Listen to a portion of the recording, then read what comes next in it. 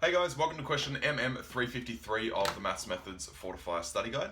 So in this question it says the volumes of water bottles of a particular brand are normally distributed with a mean of 600 mils and a standard deviation of 6 mils. In the factory it's known that 10% of the water bottles have a volume above V millimeters. The maximum possible value of V is closest to. Alright, awesome. So the first thing to do here would be to draw a quick diagram of our normal distribution. So we know that our mean is 600 and our standard deviation is 6 mils. So each standard deviation away we move up by 6 and down by 6 respectively. Now this is not completely necessary drawing all these kind of numbers, but I just like to so that I can keep track of what's going on. So what we're saying is that this is our distribution, and we're saying that 10% of the water bottles have a volume above V milliliters. Alright, so what we're saying is that somewhere here there's a value which is V milliliters, and 10% of the bottles have a volume above that amount, right? So what we're saying is we know that the area on this side of our V is 0.1 because we've got 10%. So 0.1 is equivalent to 10%, and the area on the left of that is 0.9, right? Or 90%. All right, because all of this has to equal 1. So on either side it's always got to balance out to equal 1. So guys, this is where we use our inverse normal. So we have two different types, and I'll explain this in this video and refer back to it in the future, just so that I don't have to explain it the same thing more than once. But inverse normal is where we know our area,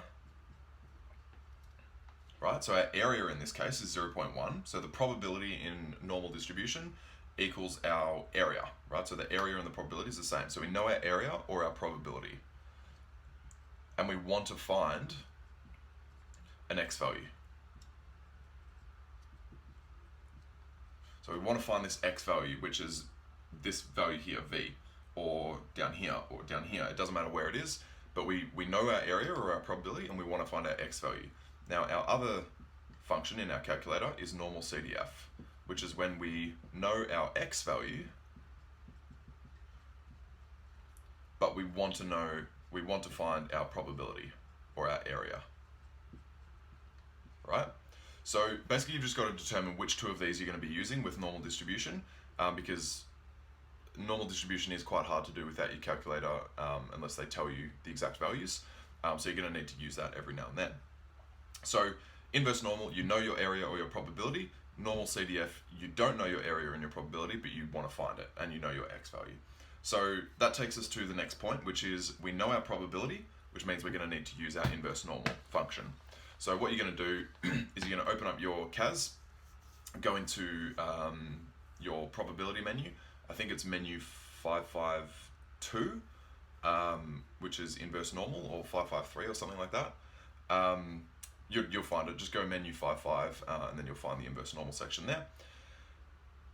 The only trick with this is that you're going to be asked for mean, standard deviation, and your area, okay?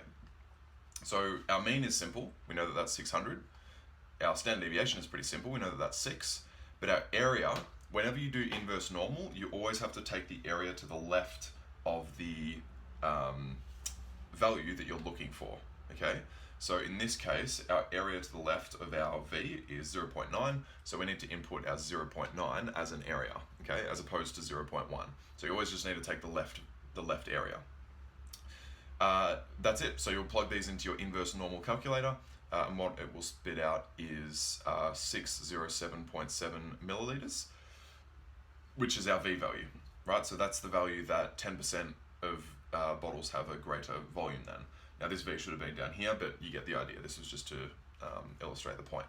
So that gives us a value of 607.7, which is our value of D and our answer for MM353. Guys, if you have any questions about anything that I explained in this video, including the inverse normal and normal CDF, just let me know and I'll answer it as quickly as possible.